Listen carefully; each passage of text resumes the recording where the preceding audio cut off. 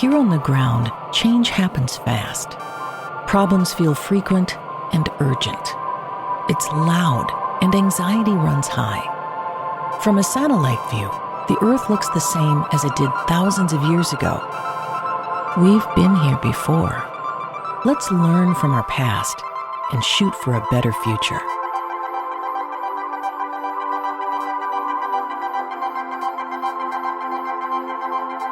Hello and welcome to this episode of A Satellite View. I'm Todd Mikkelson, your host, speaking at you from Sunday, September 15th, 2024. In the space and time continuum, we're going to talk about how different everything is now than it was a week ago. Last week, I told you that I would delve into talking about the polls. And it's good that I put it off, actually, because the polls are completely different now than they were a week ago, and they're likely still changing because not all of the consensus is in after the debate. The big debate that happened on Tuesday. Happened Tuesday evening. I was watching something that I had saved that was talking about last weekend's New York Times Siena poll that everybody was all scared of. Wasn't looking like there was any change since Kamala Harris took the race over from Joe Biden. These people that were talking about it on this clip I was watching, I'm not actually going to use part of the clip, but I wanted to reference it to take some notes again about polls. There's a lot of changes going on with, like, for instance, support of Black American voters. A lot more support for Kamala than there was for Joe Biden. And there was a lot for Joe Biden, but not as much as for Joe Biden in 2020. So that's coming back. What else about the polls? These people were so nervous about this poll, and they said, maybe tonight in the debate something can change people's minds, because at least 28% of the people polled in this New York Siena poll said that they would like to know more about Kamala Harris. They also had nothing new that they needed to learn about Trump. So what that tells us is there's a lot of room for improvement for Kamala Harris. There's no room for improvement for Donald Trump. As a matter of fact, now that we know what happened in the debate, the polls are... I don't know where to begin with what happened in the debate. Let's begin with some memories. Here is footage from a debate watch party. Okay. These are people watching the debate on Tuesday night. No, they had not previously seen it. No, they weren't ready for this cue.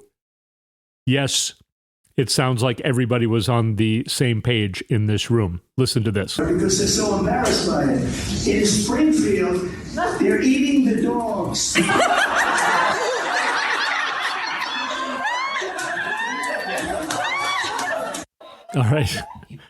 All right. That's the kind of reaction that Trump was getting. Here's another great moment. And this is at a bar where they were having a debate watch party. I'll explain to you why they're laughing at this afterwards. Get this. And the president at the time invited the Taliban to Camp David, a place of storied significance for us as Americans, a place where we honor the importance of American diplomacy, where we invite and receive respected world leaders. And this former president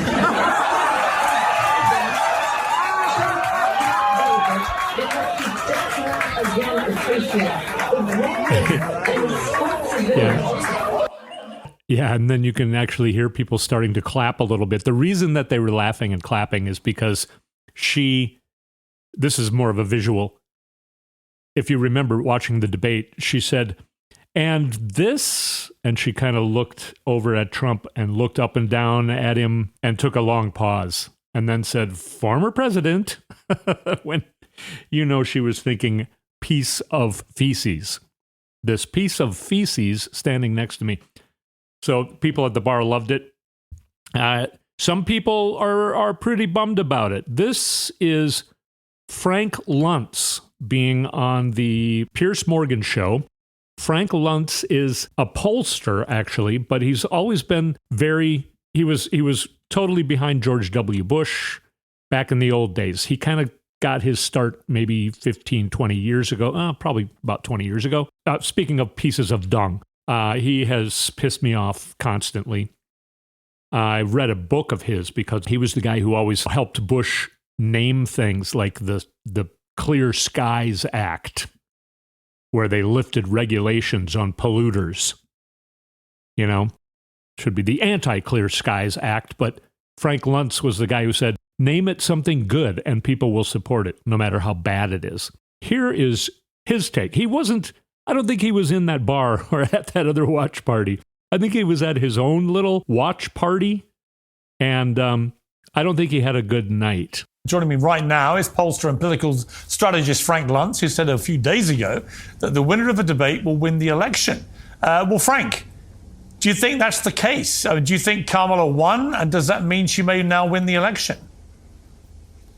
I think more accurately it's that Donald Trump lost. And this is not the worst debate performance I've seen in my career, but it's very close to it. The conversations about people eating dogs and cats, calling the leader of Hungary one of the greatest world leaders, repeatedly missing the opportunity to focus on inflation and affordability, and the complete inability to present his point of view without completely tearing into Joe Biden, into whomever was in his sights. It was a pretty negative performance, pretty pessimistic, cynical, contemptuous, and I think that this will cost him. Yes, I'm trying to decide if I want to go on record, and the answer is yes. I think that he loses because of this debate performance. Wow, really? All right, Frank Luntz. That's pretty big. That is pretty big. He's been kind of going in this direction for a few weeks now, talking about Trump and how ludicrous he thinks Trump is acting. Of course, this debate now puts him over the edge, and he has made his official prediction. Guys like this don't do that unless they feel extremely sure they're going to be correct. That's his prediction. Bill Maher. He's not necessarily a right-wing guy. He kind of tries to pass himself off as sort of a libertarian. I don't know. Sometimes he bugs the crap out of me. He used to be a comedian. He still kind of is a comedian. And sometimes he is actually really funny on his show, talking about politics now mostly. He also pissed a lot of people off back in 2015 and 16 because he was saying, we got to take this Trump thing seriously. And everyone was like, no, it's a joke, man. He's a joke. And Bill Maher was like, no, I'm telling you, he can win this. One of the predictions he made was Trump's not going to leave. If he loses in 2020, he's not going to leave peacefully. Well, he was right about that. Bill Maher, who's been correct about a lot of things, also does not want to make predictions unless he feels very sure of them. And now he's got this record of making surprising predictions that have come true. So he's not going to want to go on record this early when he doesn't need to yet. But he, on his show a couple days ago, said the whole Springfield's migrants are eating dogs and cats was the thing and the moment where Trump lost. And he predicts that Trump will lose and Kamala Harris will be the next president. More and more predictions coming out. Last week, I told you about the 13 keys to the White House. Alan Lichtman made his official prediction. He's been correct in every presidential race since 1984 in his predictions. He says Kamala Harris will win. Somebody suggested, too, that maybe the 13th, let's see, no, there is 13 keys. The 14th key to the White House should be Taylor Swift's endorsement. You can hear Alan Lichtman going, I'm adding a 14th key where if Taylor Swift were to come out and endorse whichever candidate, that is one key that will lead you to. So I'm adding a key. If Taylor Swift, And another funny thing, all these Republicans just losing it on Tuesday night. Wow, Tuesday night was incredible. I don't know. I had a really fun night. Heidi, she can't watch these things, so she missed it. but she's seen probably all of it since then, watching all the clips because there were so many great moments. We're going to play a couple of them for you at some point. Then Taylor Swift comes out and endorses and wrote a very eloquent piece in her endorsement of Kamala Harris, also kind of saying, I had to do this because Trump put up those AI pictures of me saying that I was endorsing Trump. Well, I have to set the record straight. So she's insinuating maybe I wouldn't have endorsed anybody, but since Trump was lying about me, I felt like I had to set the record straight. So yes, I am endorsing Kamala Harris. And she signed it, Childless Cat Lady, a dig on J.D. Vance.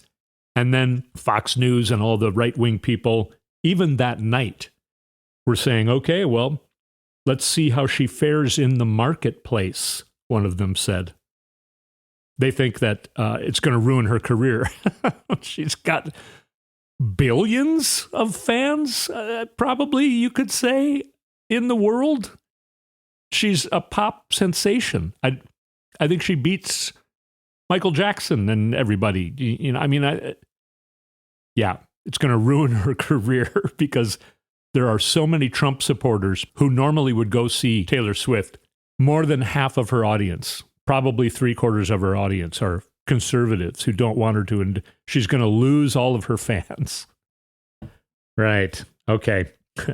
Okay. We do have more clips to get to. Oh, I don't know. This segment is going quick. We're having fun, though. At least I'm having fun. I hope you're having fun. J.D. Vance this morning, actually, they put him on the Sunday morning shows. They asked him again, will Trump veto a national abortion ban? And he said, well, I've learned my lesson about talking for Mr. Trump without talking to him first, which means they haven't spoken to each other all week. They didn't speak about that before the debate. J.D. Vance and Donald Trump aren't speaking to each other. Donald Trump's not running a campaign. He has repeatedly made a fool of himself since the debate. He thinks he's cleaning up his debate. He thinks he's helping himself. He did an idiotic, disastrous press conference in California. And again, this isn't because he's campaigning. It's because somebody wanted to do a fundraiser for him out there. So he thinks, oh, while I'm out there, why don't we tell everybody to come to my golf course and I'll do a press conference. No money is spent, and he's going to make a spectacle. Well, he doesn't realize that these spectacles are not good for him. Yes, it can be bad for you. No, not all publicity is good publicity. You're not a rock star. You're not he seems to have completely lost it. And there are even some mainstream media people now starting to talk about his cognitive decline. CNN played clips of him from a 2016 debate alongside this debate, showing the cognitive decline. Let's go to, here's a clip from the debate that I think is really, really good from Kamala Harris. Understand why the European allies and our NATO allies are so thankful that you are no longer president, and that we understand the importance of the greatest military alliance the world has ever known, which is NATO, and what we have done to preserve the ability of Zelensky and the Ukrainians to fight for their independence. Otherwise, Putin would be sitting in Kyiv with his eyes on the rest of Europe, starting with Poland. And why don't you tell the 800,000 Polish Americans right here in Pennsylvania how quickly you would give up for the sake of favor and what you think is a friendship with what is known to be a dictator who would eat you for lunch. That is masterful. Absolutely masterful. Great pivoting. She later then went to a Polish event in Pennsylvania. Really smart of the campaign. Talking to families in Pennsylvania who have people living in Poland, family members, living in Poland, and they're worried about this war expanding into Poland. Kamala Harris knows it, and her campaign knows it. Here's something that Paul Krugman then says. Just a reminder, Trump did not have a bad night. This is just who he is and has been all along. Probably this is also who Kamala Harris has been all along, but now she has broken through the negative narratives that have clung to her. And that really seems to be what has happened this week. We've come to sort of a breaking point where Kamala Harris is finally coming through and people are starting to see who she is. I have told you before that I think she's always been this person. I rooted for her back in 2019 because I thought she was the best candidate, and I think she was. But I don't think people were ready for her yet, and I think people were too nervous to run a black woman against Donald Trump. Everyone was just nervous that Trump might win again. And Joe Biden, of course, rightfully so. Everybody thought he had the best chance of winning. Well, he won. And I've said before on this show how elated I was that he chose her as his VP running mate, because I think he saw the same future I was hoping for. I thought, okay, this can work. Biden wins. This is me thinking in 2020, I think is when she dropped out in early 2020.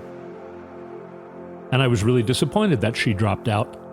But then I thought, and then he named her as his VP. I think even before he did that, I was thinking, wow, what if Joe Biden picked her as his VP running mate? And then Biden is basically a one-term president, which is what he was actually saying he was intending to do back then. And then Kamala Harris is the vice president. She's got a great chance of winning and becoming the first woman president. And here we are. Other people were nervous about her way back. Yeah, we've got some more things to talk about. I still haven't gotten into the polls like I told you I was going to do as much as I would like to. So when we come back, we will be talking about that and more here on A Satellite View. I'm Todd Mikkelson. We'll be right back.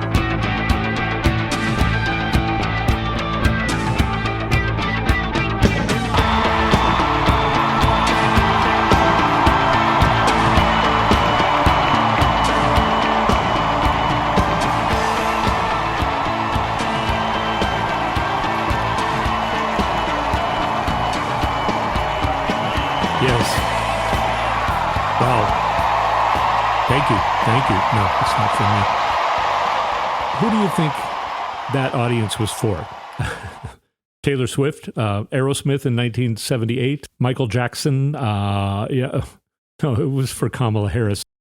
Almost 20,000 people. The visual, this place is filled to the rafters, literally to the rafters. All the way up to the ceiling is what that means.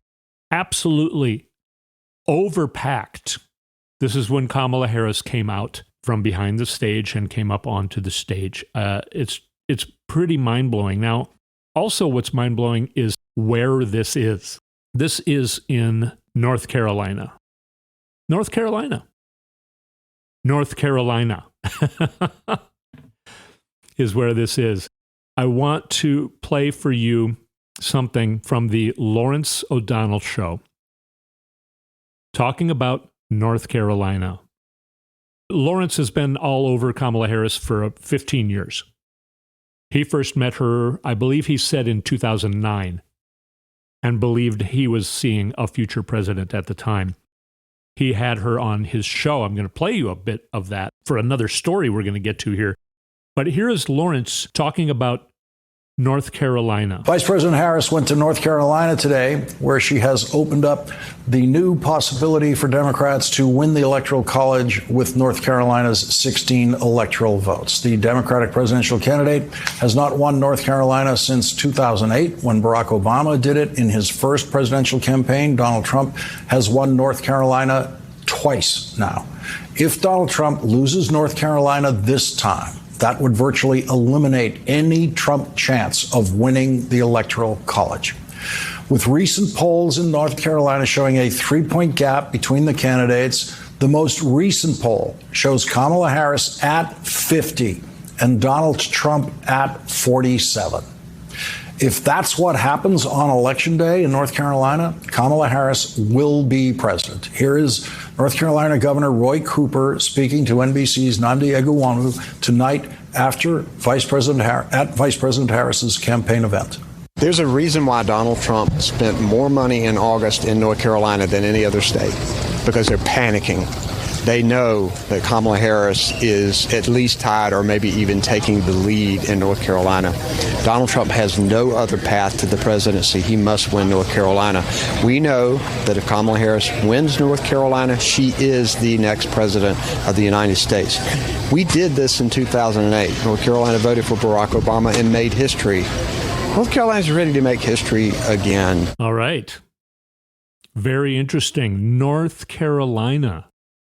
Now, a new ABC poll. This is Ipsos taking a poll for ABC. I don't understand what that means either, but it's a very credible poll.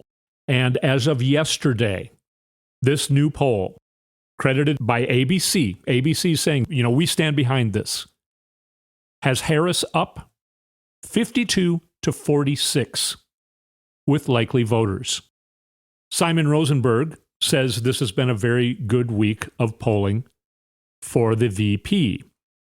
He has a list of 10 more, I believe it is, polls. Morning Consult, another Ipsos, RMG, D4P, Yahoo, something Times, South Cal, a bunch of polls. I don't understand, the ins and outs of all the different names and polls either, but this is 10 more polls where every single one has Harris ahead, ranging from 50 to 45.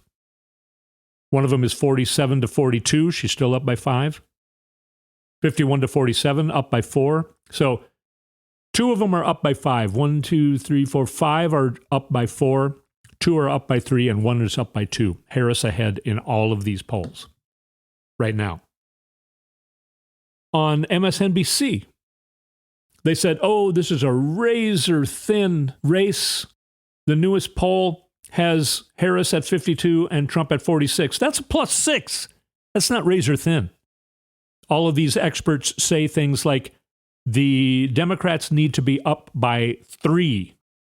And I've also heard 3 to 5 in order to make up for the Electoral College problem.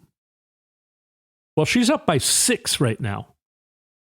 And like I said before, with all these new registered voters, by the way, registered voters went up immensely during the debate.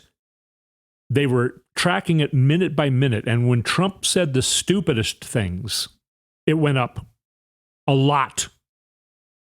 And then later on in the night, when Taylor Swift endorsed Harris, voter registrations, she put a link saying, go here to register to vote. And over 400,000 people used that link to go register to vote. And there were even more than that registering to vote otherwise. And now we're going to do our back in time machine. We're going to go back to October 2010. As I said earlier, Lawrence O'Donnell has been covering Kamala Harris probably longer than any other pundit. Now, like I said, we're back in October. This is Halloween, October 31st, 2010, on the Lawrence O'Donnell Show on MSNBC. Joining me now from Los Angeles, California's Democratic Attorney General candidate, Kamala Harris. Kamala, can you tell the country the story behind that ad that Karl Rove is running against you? Well, Lawrence, about a week ago, we learned that Karl Rove and Gillespie put together about $1.1 million in money to fund an independent expenditure attack ad against my campaign focused on Los Angeles. We also learned that the expenditure was funded by tobacco, oil, and insurance companies. And as you have mentioned, there's a lot of speculation about why. But what that tells me is that they clearly know that we can win. And they obviously don't like our position on many of the issues that I believe are important, clearly not only to California, but the rest of the country. That's Kamala Harris talking when she was running for Attorney General in California. Karl Rove was really scared of her back then. Karl Rove, like Lawrence O'Donnell, first got a look at Kamala Harris in the late aughts, and he saw a future president. And he felt like he had to basically drown the baby in the bathtub, kill any chance of Kamala Harris rising in politics by putting her out of business in her very first election in California in 2010. Karl Rove. He was the mastermind that gave us the nightmare of George W. Bush. He ran those campaigns. Everyone credited him with winning, especially in 2004, because George W. Bush had already become quite the disaster, even by 2004. So Karl Rove, again, not a good person. He wrote, entitled A Catastrophic Debate for Trump. He wrote it this week. I'll read a little bit from it. This is Karl Rove this week. Quote, "It matters how debating candidates carry themselves. There, it was no contest. Ms. Harris came across as calm, confident, strong, and focused on the future. Mr. Trump came across as hot, angry, and fixated on the past, especially his own. She mastered the split screen, projecting confidence and wordlessly undercutting him by smiling while shaking her head as he spoke. Many undecided and swing voters will make up their minds less on any single issue than on their visceral reactions to the candidates. Ms. Harris did herself much good with that crowd Tuesday. Mr. Trump did not. Even more, voters wanted to learn something new and reassuring about the candidates in the debate. She provided them plenty, while he didn't. There's no putting lipstick on this pig. Mr. Trump was crushed by a woman he previously dismissed as dumb as a rock, which raises the question, what does that make him? That is Karl Rove writing about Donald Trump this week. Karl Rove wants Kamala Harris to win. A lot of Republicans.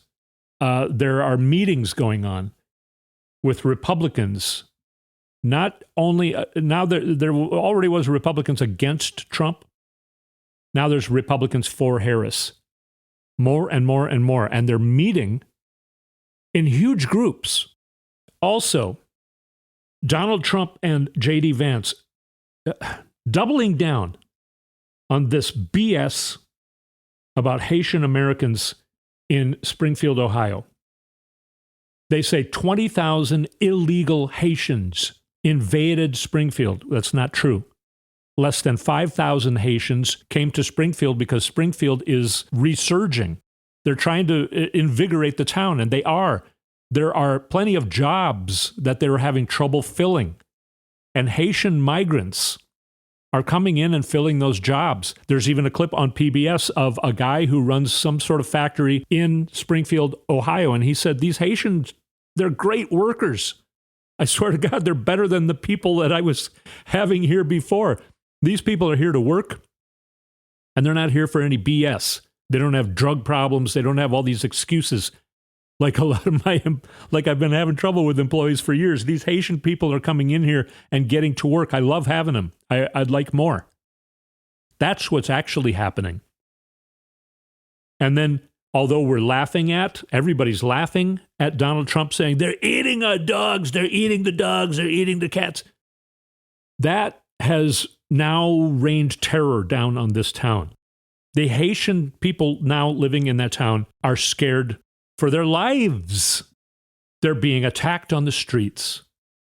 They are afraid to come out of their houses.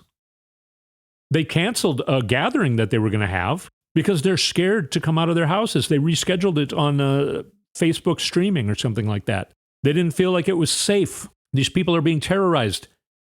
Hospitals and elementary schools had to evacuate because of bomb threats. And then just today, a college in the town went on lockdown, I guess is what they had to do, because somebody said, I'm going to go on campus and start shooting. and I'm going to look for Haitians, and I'm going to shoot them.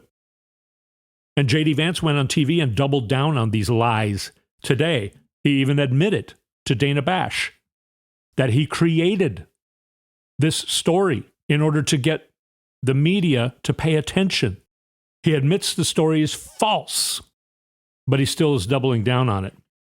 They're saying horrible, vile things. There was a young man, I don't know how old he was. I think he was just a boy. I think he was a teenager, Aiden Clark. He got hit by a car in an accident, and he died. And it just so happened the driver of the car was a 60-year-old Haitian immigrant. Not illegal. All of these people are legal. They're here legally. They're not illegal. Then J.D. Vance started talking about this Aiden Clark. And so did Donald Trump, talking about how the Haitians are killing the children. Aiden Clark's dad has made a public statement saying, please stop this. Get my son's name out of your filthy mouths, Donald Trump and J.D. Vance. People are being terrorized in this town. Now, like neo-Nazis, Proud Boys, even the KKK, sending threatening notes. Some Proud Boys were marching in the streets, yelling. They're just trying to scare people. Yeah, this just... watching the father of Aiden Clark talking about this, it's bad enough that his child died. And now all this extra attention. It's just, fuck you, Donald Trump, is all I have to say. What a absolute piece of filth. This guy is not a human. He's a Nazi piece of dung. So many words that I'm trying not to say. I already said one of them. They're going through my head right now. Anyway, it's just absolutely infuriating. How do you think you would feel if you were a Haitian immigrant? The Haitian people are scared all over the country. There was a gathering of Haitian Americans in Florida to protest this stupid story that Donald Trump amplified, by the way, to 67 million viewers of the debate. That's incredible enough. 49% of Haitian Americans live in Florida. The next states where the largest percentage of Haitian Americans live is Pennsylvania and Georgia. Donald Trump is pushing away voters. He's ostracizing voters. And Kamala Harris is picking up voters. You've heard me before talk about Florida and how I think Kamala Harris has a chance of winning Florida. Everybody's saying that's crazy. I think I'm the only one who's saying it, except for some people who live in Florida, by the way. And also there are some people who live in Texas who say, man, I don't know, it's feeling not red here anymore. Donald Trump has lost his support, and he didn't have enough of it to begin with. Just to show you that I'm not so biased, I have a complaint about Tim Walz, okay? He and I are about the same age. I try and dress well, and I have stylish glasses. I think about my appearance. Tim Walz, he goes to the state fair in like a t-shirt and a baseball cap. And now all the ladies are loving Tim Walz. He's so cute. He's just so lovable. He's so huggable. I love that he wants to hug everybody. And I feel like, people think I'm a creep when I walk around the mall trying to hug people. What the hell? F you, Tim. No, obviously I'm kidding. I love me some Tim Walz. Always have. I've met him a few times. He's the real deal. I'm jealous of him because now he's got all the ladies. I don't know what I got to do to try and get the ladies. Tim Walz, I don't know. He's a lady magnet at this point in time. But I'm not going to be jealous. He deserves it. He's a very charming guy. I have a crush on him. He is the real deal. He makes you feel special, no matter who you are. I've said this before about him. I was in politics to the degree that I ran for a seat twice. I've worked on a lot of campaigns, for a lot of campaigns, for a lot of candidates. And I've worked on other things at the Capitol here in Minnesota. And that's where I got to meet Tim Walz a few times. Tim Walz has also come out here to support our candidates. That's how generous he is. Same with Peggy Flanagan, by the way. She was just out here this last weekend supporting one of our candidates way out here in the red zone. She is our lieutenant governor, soon to be our governor, when Tim Walz has to resign as our governor to become vice president. And then Peggy Flanagan, the first Native American person to become a lieutenant governor, will then be the first Native American person to become a governor of a state in the United States. Anyway, this is such hard work that these people do. Tim Walz is the hardest working. I haven't met all the governors or watched them. I haven't been exposed to them, but he's got to be the hardest working governor in the country. Certainly the most accomplished with what he helped get pushed through, along with a lot of other really good people here in Minnesota. I'm sure you've heard those stories. Tim deserves the lady attention that he's getting. So good for Tim Walz, our future vice president of the United States. Remember, the polls now are starting to improve. Yet, when they talk about likely voters, she's ahead 52 to 46. 6-point lead. That's really great. Now, the most likely voters is this intense, record-breaking amount of people just now registering to vote. They are the most likely voters, but they are not a part of that poll because they've never voted before. So they're not currently thought of as a likely voter. These people signed up because Taylor Swift is helping them sign up. They signed up when Trump made a fool of himself in the debate. And the demographics of a lot of these people who are registering to vote all vote for Democrats. Trump is losing support. Kamala is gaining support. If she wins North Carolina, which it looks very likely she's going to, there was even a clip of J.D. Vance saying, hey, we're in North Carolina here. If we don't take North Carolina in this election, it's going to be really hard for us to win at all. But I'm feeling kind of good about what's going on here. Well, if Trump doesn't win North Carolina, he can't win the presidency. Harris will be president, and she's feeling really good about how it's going. She's not just kind of feeling okay. She's feeling really strong. You heard that, audience. Yes. Anyway, we're keeping each other sane in this chaotic year. It's getting pretty fun. It's looking better and better all the time. If she's ahead by 6 points in that poll, and so many of these people aren't a part of that poll, how much do you think she's really ahead? I'm not making predictions, but I don't know. I can feel a landslide-a-comin. Even established corporate media can't deny it anymore. Trump is unraveling. J.D. Vance is an idiot.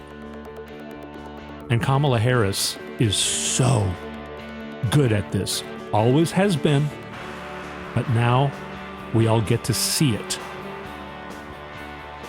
And it's quite majestic. So I'm feeling really good about this year. 2 weeks from now, I'm going to be on a trip to Washington, D.C. So we're not going to do the show in 2 weeks, but we will be doing the show next week.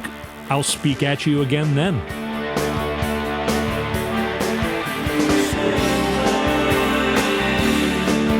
You've been listening to A Satellite View with Todd Mikkelson.